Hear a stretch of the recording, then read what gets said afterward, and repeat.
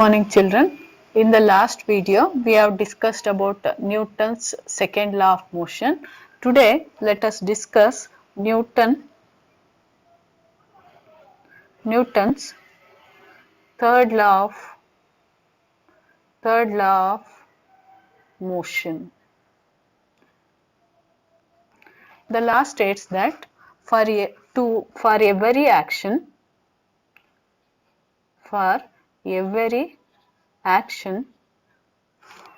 there is an equal and opposite reaction. Now let me explain this one. Now consider an interaction between two balls. They have collided A and B. Okay. Now when they collide each other or interact with each other, then ball A will exert a force F1 on ball B. F1 is the force exerted by ball A on ball B. Okay. Similarly, the ball B will exert a force, equal force F2 on ball A. So, F2 is the force exerted by ball B on ball A. Now, according to Newton's third law, this F1 force is equal to minus F2. That means the two forces are equal in magnitude, but the direction is opposite. See, one force is acting in this direction and other force is acting in this direction. So, F1 is equal to minus F2. This is Newton's third law of motion. F1, that is the force exerted by the ball A on ball B, is equal to the force exerted by the ball B on ball A. Here one force, that is F1, is called as action and other one is called as reaction. One force is called as action and the other one is called as reactional force. These forces always act on two different bodies. The two forces, that is F1 and F2, two forces act on two bodies. They always occur in pair. They always occur in pair. So, one is called as action and the other one is called as reaction. So, this is the explanation for Newton's third law. Now, let us give some examples or illustrations for Newton's third law of motion. First one, book rests on table. See, a book is on the table. Here the book will exert a downward force W on the table. The book, this is book and this is table. Here book will press the table with a force equal to W. Similarly, the table will exert a reactional force R in the upward direction. So, here R, according to Newton's third law, R is equal to minus W. Reaction exerted by the table on the book is equal to the weight of the book. Weight is nothing but the force exerted by the book on the table. So this is according to Newton's third law, R is equal to minus W. Okay. Next one, second illustration. When a bullet is fired from the gun,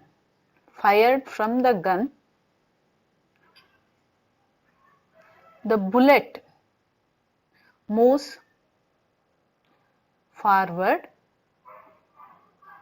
See here, bullet, the gun, and here a bullet moves forward due to reaction. Bullet moves forward due to reaction, the gun recoils. That means it moves in the backward direction. If bullet moves forward in this direction, the gun moves in the backward direction. So when a bullet is fired from the gun, bullet moves forward due to action, and due to reaction the gun recoils in the backward direction. Okay. Third illustration, the swimmer pushes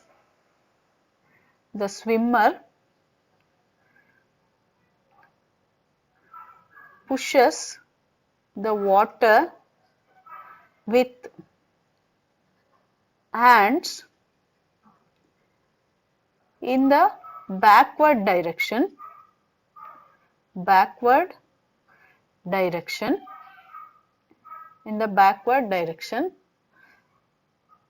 In turn, the water will push him forward.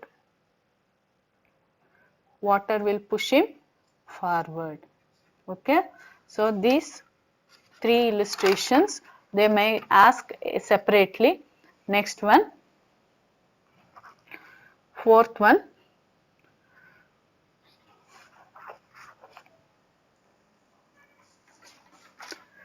While we walk,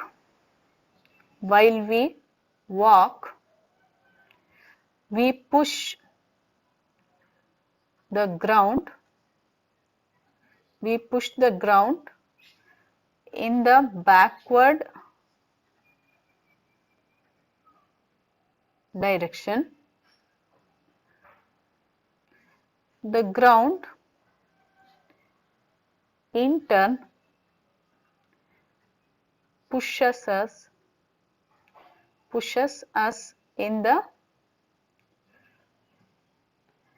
forward direction. Okay, so while we walk, we push the ground in the backward direction. The ground in turn pushes us in the forward direction. So when we walk, we cannot walk joining two legs, because with one leg we will push the ground backward. Okay, next one, rocket. You have seen the rocket. Rocket pushes the burnt out hot gas downward.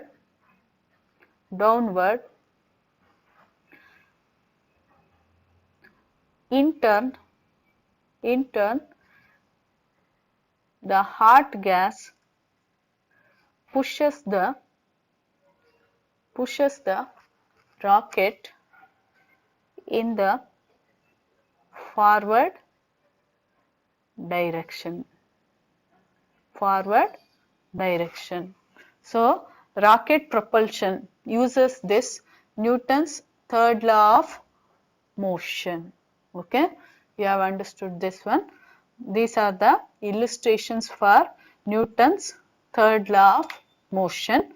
Next one, very important, law of conservation of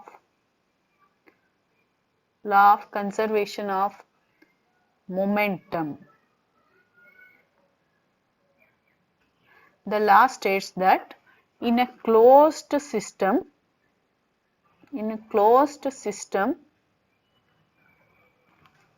the total momentum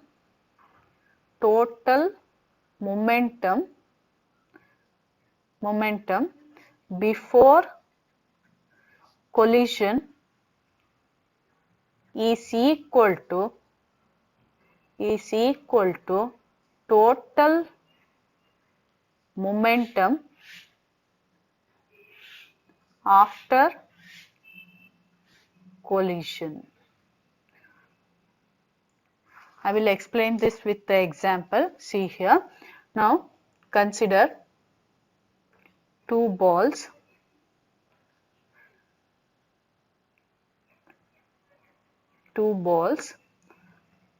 of masses m1, m2 moving with velocities initial velocities u1 and u2. Let consider two balls A and B of masses m1 and m2 moving with initial velocities u1 and u2. Let me assume that u2, let me call this as u1 and this as u2.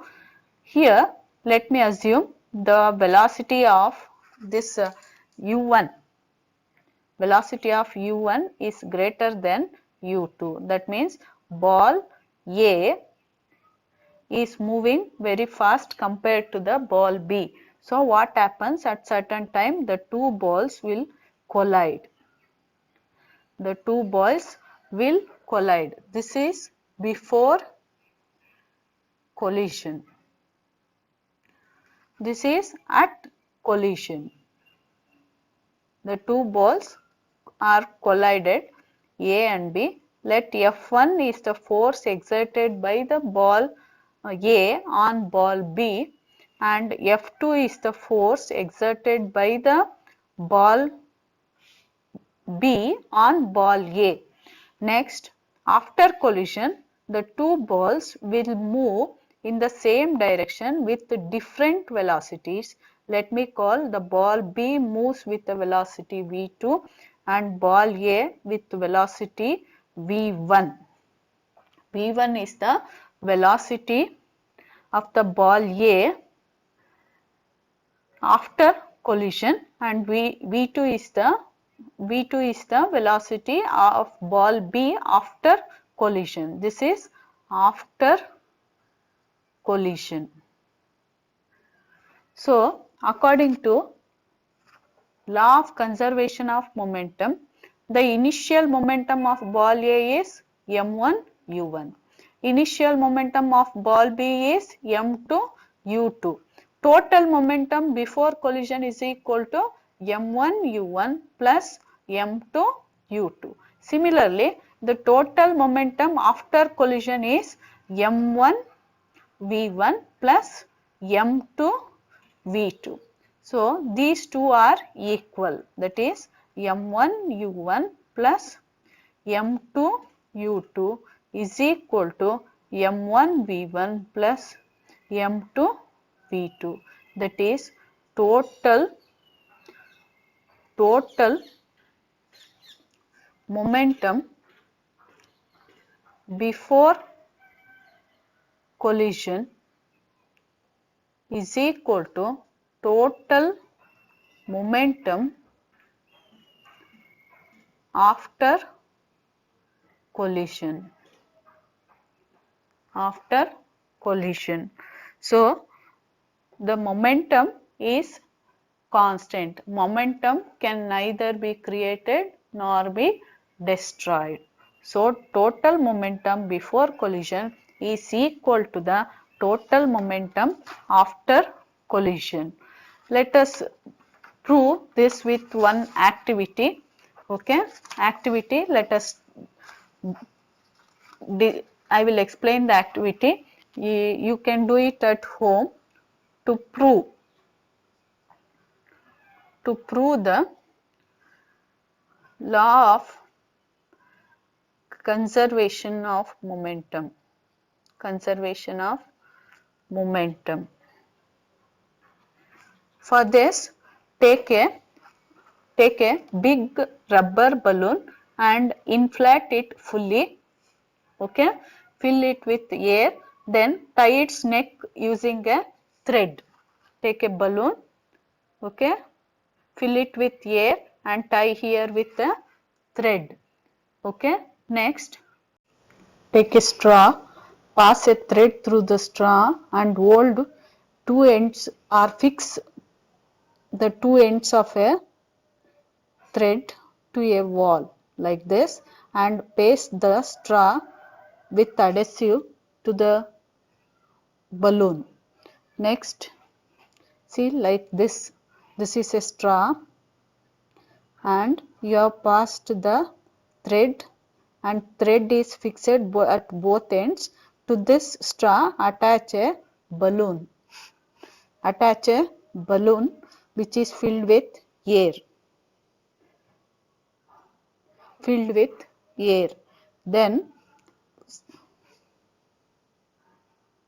Then what you remove the thread here fixed to the balloon. Then what happens? Air will move backward and the straw will move forward. You can do this activity in your home to prove the law of conservation of momentum. Okay. See, this is a simple activity you can conduct at home. Okay. Next, HF questions. First HF questions, state the Newton's third law of motion. Second question, give some examples of Newton's third law of motion. Third, state and explain law of conservation of linear momentum. Next, describe an activity to prove the law of conservation of momentum. So, this completes the second chapter. In the next video, let us move on to next lesson. And in this next video, let us do some exercise problems. Exercise problems one by one, we can do it in the next video. Thank you.